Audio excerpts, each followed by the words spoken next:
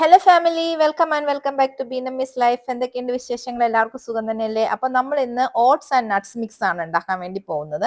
അതിന് വേണ്ടിയിട്ട് നമുക്ക് കുറച്ച് സാധനങ്ങളൊന്ന് ഫ്രൈ ആക്കി എടുക്കാനുണ്ട്. അപ്പൊ അത് ഞാൻ എന്തൊക്കെയാണെന്ന് കാണിച്ചു തരാം.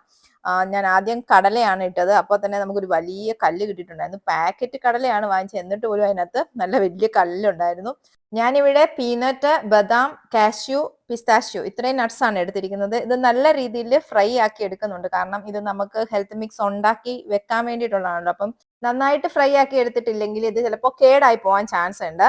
അതുകൊണ്ടാണ് ഞാൻ നന്നായിട്ട് ഫ്രൈ ആക്കി എടുക്കുന്നത്. ഇനി എടുക്കുന്നത് ഓട്സ് ആണ്. ഞാൻ ഇവിടെ സ്റ്റീൽ കട്ട് ഓട്സ് ആണ് എടുത്തിരിക്കുന്നത്. റോൾ ഓട്സ് വേണമെങ്കിലും എടുക്കാം. പിന്നെ നമ്മുടെ സാധാ ഓട്സ് എടുക്കാതിരിക്കുന്നതാണ് നല്ലത്.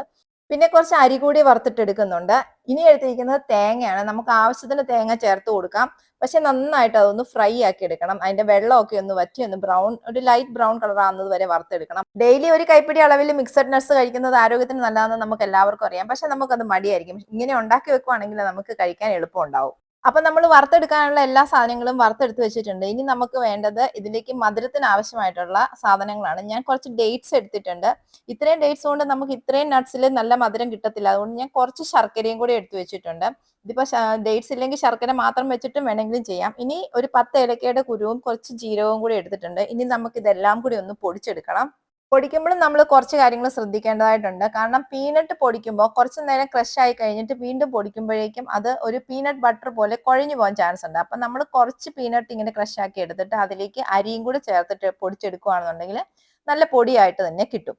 അതുപോലെ തന്നെയാണ് ഡേറ്റ്സും. ഡേറ്റ്സ് നമ്മൾ ഈ നട്ട്സോ ധാന്യങ്ങളോ ഒക്കെ പൊടിക്കുന്നതിന് മുന്നേ ചേർക്കാതെ എല്ലാം നന്നായി പൊടിച്ചെടുത്തതിന് ശേഷം മാത്രം കുറച്ച് മിക്സിയിലേക്ക് ഈ പൊടികളിൽ എന്തെങ്കിലും ഇട്ടിട്ട് അതിലേക്ക് ഈ ഡേറ്റ്സും കൂടെ ചേർത്തിട്ട് പൊടിക്കുകയാണെന്നുണ്ടെങ്കിൽ നല്ല രീതിയിൽ അത് അരഞ്ഞു കിട്ടും. അല്ലാതെ നമ്മൾ ഡയറക്റ്റ് ആയിട്ട് നട്ട്സിന്റെയോ അരിയുടെയോ ഒക്കെ കൂടെ ചേർത്ത് ഡേറ്റ്സിനെ പൊടിക്കുകയാണെന്നുണ്ടെങ്കിൽ ഇത് ക്രഞ്ചി ആയിട്ട് ഈ നട്ട്സ് ഒക്കെ പൊടിയാതെ നമ്മളിങ്ങനെ കടിക്കുന്ന പോലെ കിടക്കും.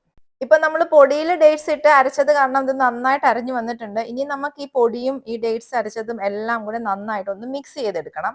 കൈകൊണ്ട് മിക്സ് ചെയ്തെടുക്കുകയാണെന്നുണ്ടെങ്കിൽ അതായിരിക്കും നല്ലത്. കാരണം എല്ലായിടത്തേക്കും നന്നായിട്ട് എത്തണമല്ലോ. എല്ലാ നട്ട്സും വാങ്ങി വെച്ചിട്ടും ഡെയിലി കഴിക്കാൻ മറന്നു പോകുന്നവർക്കും പിന്നെ നട്ട്സ് കഴിക്കാൻ ഇഷ്ടമില്ലാത്ത കുട്ടികൾക്കും ഇങ്ങനെ ഉണ്ടാക്കി വെക്കുകയാണെന്നുണ്ടെങ്കിൽ ഡെയിലി ഓരോന്ന് കഴിക്കുന്നത് ഒത്തിരി നല്ലതാണ്. നല്ലൊരു പ്രോട്ടീൻ സോഴ്സ് ആണ്. പിന്നെ കുഞ്ഞു കുട്ടികൾ, നട്ട്സ് കഴിക്കാൻ പറ്റത്തില്ലാത്ത കുഞ്ഞു കുട്ടികൾക്ക് പാലിൽ കുറുക്കി ഈ പൊടി എടുത്ത് കുറുക്കി കൊടുക്കുന്നതും നല്ലതാണ്. ഇത് ഇതുപോലെ പൊടിയായിട്ട് തന്നെയോ അല്ലെങ്കിൽ ഇതുപോലെ ഉരുളകളാക്കിയിട്ടോ നമുക്ക് എയർ ടൈറ്റ് ആയിട്ടുള്ള കണ്ടെയ്നറിൽ ഒരാഴ്ച വരെ പുറത്ത് സൂക്ഷിച്ച് കഴിക്കാൻ വേണ്ടി പറ്റും. പിന്നെ തേങ്ങയും പീനട്ടും ഒക്കെ ഉള്ളത് കൊണ്ട് ചിലപ്പോൾ കനച്ചു പോകാനുള്ള ചാൻസ് ഉണ്ട് കൂടുതൽ ദിവസം വെച്ചിട്ടുണ്ടെങ്കിൽ. അപ്പോൾ നമുക്കത് ഫ്രിഡ്ജിനകത്ത് സൂക്ഷിച്ച് വെച്ചിട്ട് കഴിക്കാം. പിന്നെ നല്ല ടേസ്റ്റ് ആണെന്ന് വിചാരിച്ച് ഒരുപാട് എണ്ണം കഴിക്കാൻ വേണ്ടി നിൽക്കേണ്ട. മാക്സിമം 2 എണ്ണം ഡെയിലി കഴിച്ചാൽ മതി. അപ്പോൾ ഈ വീഡിയോ ഇഷ്ടപ്പെട്ടിട്ടുണ്ടെങ്കിൽ ലൈക്ക് ചെയ്യാനും കമന്റ് ചെയ്യാനും മറക്കരുത്. പിന്നെ സബ്സ്ക്രൈബ് ചെയ്യാത്തവരൊന്ന് സബ്സ്ക്രൈബ് ചെയ്ത് സപ്പോർട്ട് കൂടി ചെയ്തേക്കണം. Thank you for watching.